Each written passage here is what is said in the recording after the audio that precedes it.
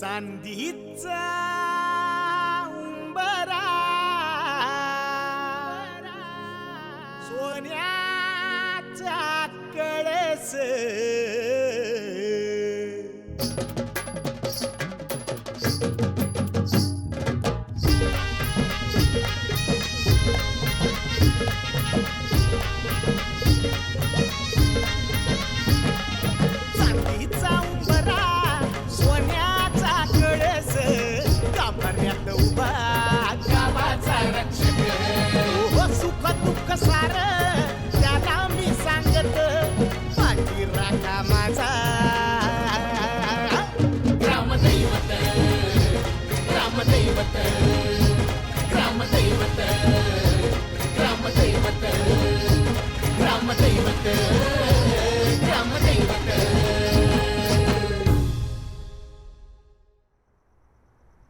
खानदेशची राजधानी. उत्तर भारतातून महाराष्ट्रात येण्यासाठीचं प्रवेशद्वार.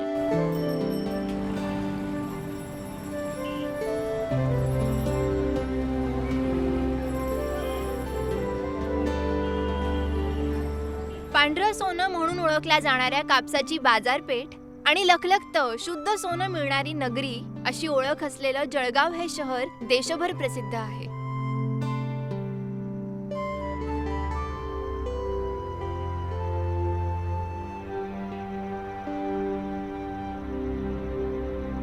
जागतिक बाजारपेठेत जाणारी केळी पिकवणारा प्रदेश. तोंडाला पाणी सोडणाऱ्या वांग्याच्या भरताचं आकर्षण आणि डाळबट्टी भरपेट खाऊन झाल्यानंतर समाधानानं ढेकर देणारी खानदेशी माणसं खाणं आणि खिलवणं या दोन्हींमध्ये तरबेज आहेत.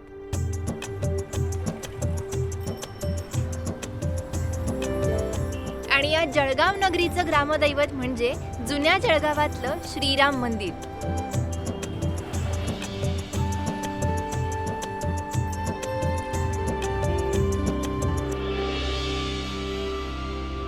मंडळी, आता आपण उभे आहोत ते जळगावच्या श्रीराम मंदिराच्या प्रवेशद्वारापाशी. लाकडावर सुंदर असं नक्षीकाम असलेलं हे प्राचीन मंदिर आहे.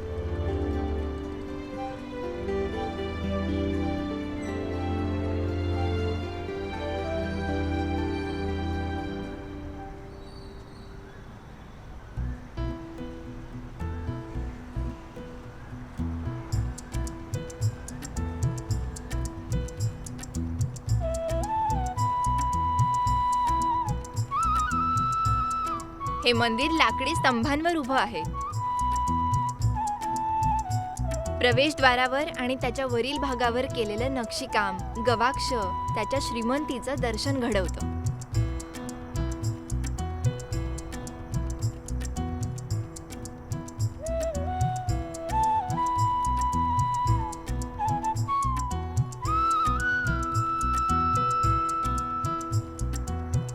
मंदिरात श्रीराम, लक्ष्मण आणि सीतेच्या विलोभनीय मूर्ती आहेत.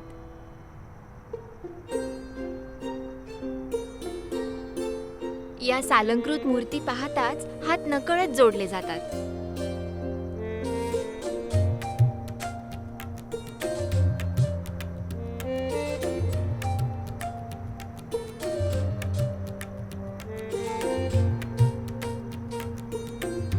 भगवंतांच्या या मूर्ती लाकडी कोरीव काम असलेल्या मखरात प्रतिष्ठापित आहेत.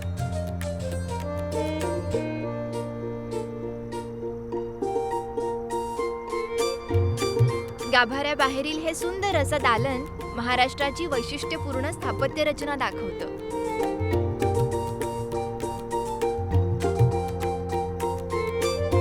याच सभामंडपात कीर्तनादी सेवाही चालतात. आणि इथेच या मंदिराचे मूळ गादीपती श्री संत अप्पा महाराज आणि प्रभू श्रीरामांच्या तसबिरी सुद्धा आहेत.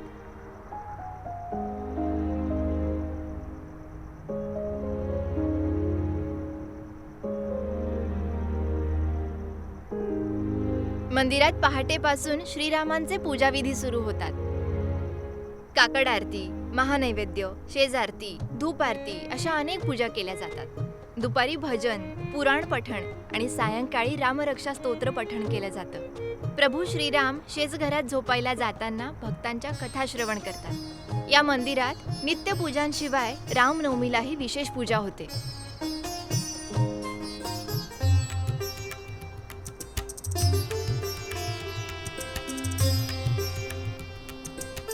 संस्थानातर्फे वर्षभर विविध उत्सव साजरे केले जातात आणि यातला सर्वात मोठा उत्सव म्हणजे रथोत्सव.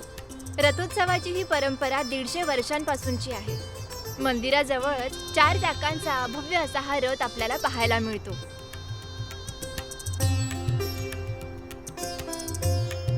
कार्तिकी प्रबोधिनी एकादशीला हा रथोत्सव निघतो. त्यात अनेक वहने सहभागी होतात म्हणून त्याला वहनोत्सव असंही म्हणतात. कोरीव लाकडापासून केलेला असा हा भव्य रथ फुलांनी सजवला जातो आणि जळगावकर त्याला मोठ्या उत्साहाने ओढतात.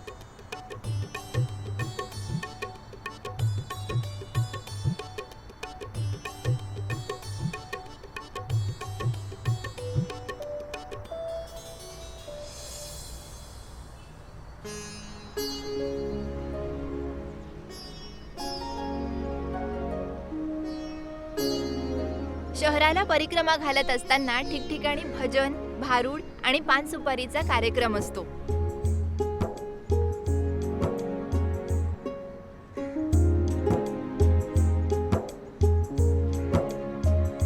वहनावर विविध देवदेवतांसह प्राणीमात्रांच्याही मूर्ती असतात.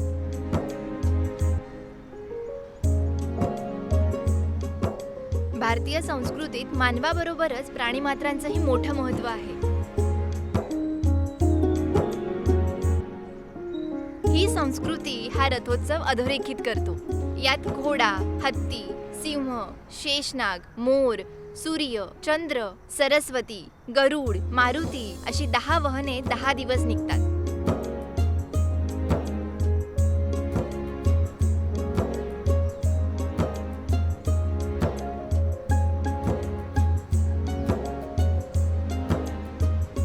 रथ निघण्यापूर्वी या वहनाची विधिवत पूजा केली जाते. कार्तिकी प्रबोधिनी एकादशीला सुरू झालेला हा रथोत्सव कार्तिकी शुद्ध त्रिपुरारी पौर्णिमेला संपतो.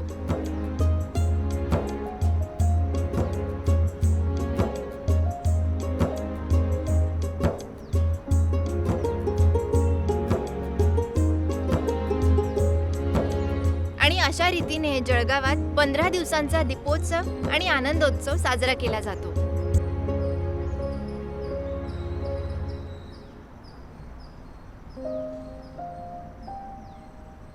या मंदिराचे मूळ गादीपती श्री संत अप्पा महाराज यांनी या रथोत्सवाची परंपरा सुरू केली. ते मेहरुण तलावाजवळ ध्यानस्थ बसलेले असताना त्यांना मुक्ताबाईंचा साक्षात्कार झाला. त्यांनी दृष्टांत देऊन हा रथोत्सव आणि वहनोत्सव सुरू करण्याची प्रेरणा दिल्याचं सांगितलं जातं.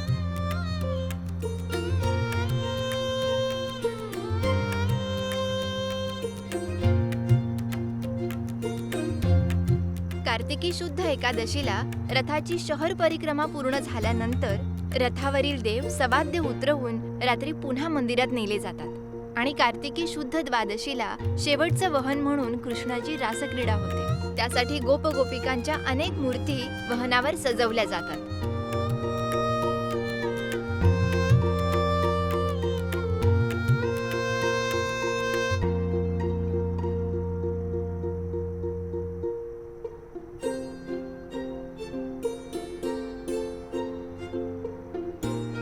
वहनाला शहरात ठिकठिकाणी पानसुपारी असते. पानसुपारी म्हणजे यजमानपद. या दिवशी देव आपल्या घरी पाहुणे म्हणून येतात आणि त्यांचा यथोचित सन्मान केला जातो. देवांच्या वतीने मंदिराचे महाराज हा सन्मान स्वीकारतात.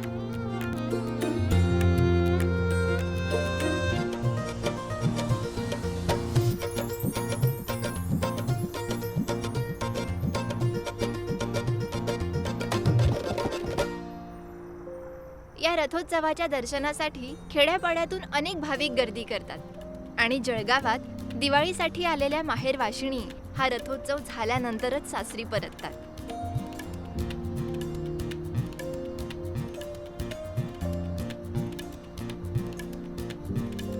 दीर्घ परंपरा लाभलेला असा हा रथोत्सव 1872 मध्ये सुरू झाला. सुरुवातीच्या काळात या रथोत्सवाचं स्वरूप जरा वेगळं होतं.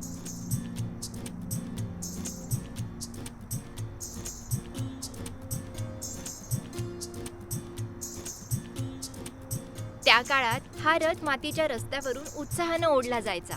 रात्री मशाली पणत्या लावल्या जायच्या. पूर्वी म्हणजे साधारण 100-1 वर्षांपूर्वी हा रथ जुन्या गावातनच फिरत असल्यामुळे त्याचा मार्गही लहान होता. पण आता सध्याच्या काळात रस्त्यांचं स्वरूप जरी बदललं असलं तरी जळगावकरांचा उत्साह अजूनही तोच आहे.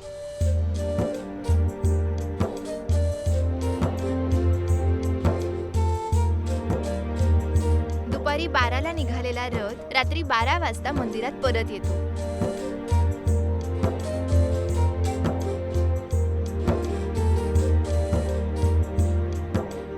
श्रीराम मंदिर, भोईटेगढी, कोल्हेवाडा, डॉक्टर आंबेडकर नगर,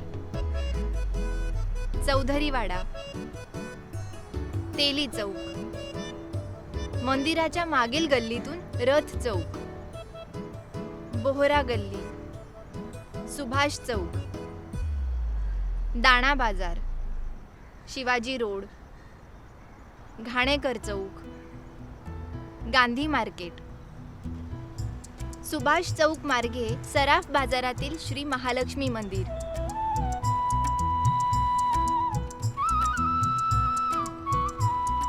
श्री मरीमाता मंदिर,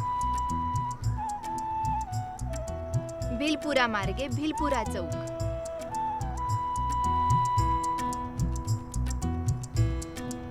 दधीची चौक. अशी परिक्रमा करत बालाजी मंदिरामार्गे रथ चौकात रात्री 12ला रथ परत येतो.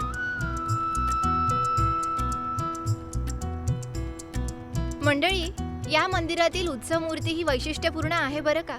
आणि तिची आख्यायिका तर ऐकण्यासारखी आहे. ती अशी की अयोध्येतून अनेक साधू, संत, महंत नाशिकच्या पंचवटीत श्रीरामांच्या दर्शनासाठी जात असत. तेव्हा ते मार्गावर असलेल्या जळगावच्या या श्रीराम मंदिरात येत असत. असंच एकदा रामानुज संप्रदायाचे तेजस्वी अधिकारी रामानंद स्वामी या मंदिरात महिनाभर मुक्कामास होते.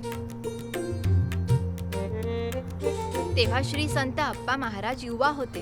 त्यांनी या सत्पुरुषाची खूप सेवा केली. त्यांना काय हवं नको ते पाहिलं आणि त्यांची ही सेवा पाहून त्या महंतांना आनंद झाला, समाधान वाटलं आणि त्यामुळे त्यांनी नाशिकला परत जाताना त्यांच्या जवळची नित्य पूजेची उत्सव मूर्ती अप्पा महाराजांना भेट म्हणून दिली. आणि तेव्हापासून श्रीराम रथोत्सव आणि पंढरपूर इथल्या श्री संत मुक्ताबाई राम पालखी सोहळ्यात ही मूर्ती जात असते. आणि त्याचबरोबर दर विजयादशमीला सुद्धा सीमोल्लंघनासाठी ही मूर्ती पालखीत विराजमान होते. आणि याच काळात भाविकांना तिचं स्पर्श दर्शनही घेता येतं.